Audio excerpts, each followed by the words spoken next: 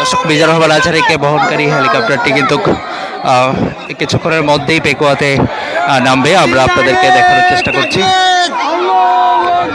আল কোরআনের আলো ঘরে ঘরে জালো, ঘরে ঘরে জালো, আল কোরআনের আলো মিজানুর রহমান আজহারীর আগমন, চরে স্বাগত, চরে স্বাগত। দর্শক, আপনাদেরকে সরাসরি দেখানোর চেষ্টা করছি। মিজানুর রহমান আজহারী কিন্তু আসছেন পেকুয়ার মাঠে।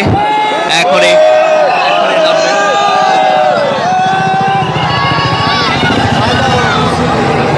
মিজানুর রহমান আজহারীকে দেখার জন্য